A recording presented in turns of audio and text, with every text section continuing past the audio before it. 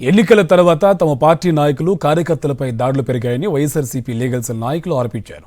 Vijayawada police commissioner PhD రామకృష్ణను కలిసి వినతిపత్రం అందించారు. కొంతమంది పోలీసు అధికారులు ఏకపక్షంగా వ్యవహరిస్తున్నారని సిపి దృష్టికి తీసుకుని వెళ్లారు. వైఎస్ఆర్సీపీ నేతలపై కేసులు పెట్టి వేధిస్తున్నారని వివరించారు.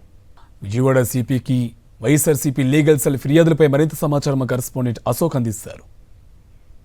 వైఎస్ఆర్సీపీ లీగల్ సెల్ నాయకులు విజయవాడ పోలీస్ కమిషనర్ కలిశారు. అసలు ఎందుకు కలిశారు, ప్రధానమైన కారణం ఏంటనేది వారిని అడిగి తెలుసుకునే ప్రయత్నం చేద్దాం. సార్, ఇప్పుడు కమిషనర్ గారికి ఏ అంశాల మీద కలిశారు, ఏమని ఫిర్యాదు చేస్తారు? విజయవాడలో నిన్న ముఖ్యమంత్రి గారు ఏదో ఒక ఐపాక్ టీంతో ఒక మీటింగ్ పెట్టుకుంటూ విజయవాడ వచ్చినటువంటి సందర్భంలో మా వైఎస్ఆర్సీపీ నాయకులు కార్యకర్తలు ఆ కార్యక్రమం మీద బిజీగా ఉన్నటువంటి సందర్భంలో పర్టికులర్గా కొంతమంది పోలీస్ ఆఫీసర్లు వీళ్ళని బైండ్ ఓవర్ చేయాలని చెప్పి, మీరు పొద్దున్నుంచి సాయంత్రం దాకా బయటకు వెళ్ళడానికి వీల్లేదని చెప్పి పాతవేవో మనసులో పెట్టుకొని ఏదో రకంగా వీళ్ళని కక్షపూరితంగా ఇది చేయాలని, లేకపోతే ప్రతిపక్షాలు వాళ్ళకి సంబంధించినటువంటి కొంతమంది వ్యక్తుల ప్రోద్బలంతో మా పార్టీ వీళ్ళని పోలీస్ స్టేషన్లకి రప్పించడం, కూర్చోబెట్టడం, పొద్దున్నుంచి సాయంత్రం దాకా కూడా ఇలా కూర్చోబెట్టాలనేటువంటి చేసే ప్రయత్నాన్ని మేము మెమరాండం ద్వారా సిపి గారికి కంప్లైంట్ చేశాం. ఆయన కూడా మాకు పాజిటివ్గా సమాధానం చెబుతూ ఇటువంటివన్నీ కూడా పర్సనల్గా నేను case to case person by person చూస్తానని చెప్పేసి హామీ ఇవ్వడం జరిగింది. ఇప్పుడు కేవలం విజయవాడ కాదు, మిగతా చోట్ల కూడా చూస్తారు, రాష్ట్ర వ్యాప్తంగా అనేక ఘటనలు జరుగుతుంది. దీని ఎలా చూస్తారు? విజయవాడ నగరంలో ఉన్నటువంటి పోలీస్ కమిషనర్ కలిసి, అయ్యా విజయవాడ నగరంలో కొన్ని చోట్ల ఈ విధంగా తప్పుడు కేసులు కట్టారు, ఈ కేసులు ఒకసారి పునఃపరిశీలించండి, పర్సనల్గా మీరు చూడండి అనే విషయాన్ని ఆయనకు ఒకసారి చెప్పడం జరిగింది.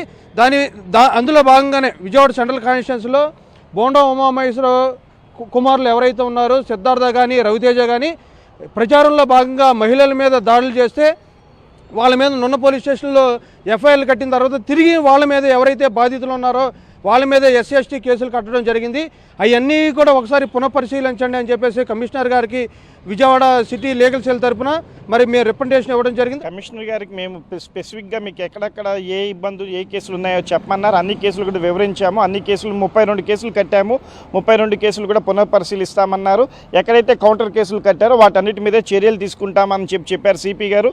సిపి గారు పూర్తి భరోసా ఇచ్చారు. మీకు ఎటువంటి ప్రాబ్లం ఉన్నా సరే మమ్మల్ని కాంటాక్ట్ చేయండి, మేము దాంట్లో వెంటనే స్పందిస్తామని చెప్పి హామీ ఇచ్చారు సిపి గారు. కొంతమంది పోలీస్ అధికారులు కావాలనే వైసీపీ నాయకుల గొంతు నొక్కాలని చూస్తున్నారు. ఇలాంటి వాటిని తాము ఖండిస్తున్నాం. అదే సమయంలో ఇలాంటి అధికారుల మీద కూడా చర్యలు తీసుకోవాలి. ఆ కేసులు ఏవైతే ఉన్నాయో అవన్నీ కూడా ఒకసారి పునఃపరిశీలించి ఎత్తేయాలని చెప్పి కూడా డిమాండ్ చేసిన పరిస్థితి కనబడుతుంది. ఇది ఇక్కడ ఉన్న తాజా పరిస్థితి. కెమెరా పర్సన్ వెంకటతో అశోక్, సాక్షి టీవీ, విజయవాడ నుంచి.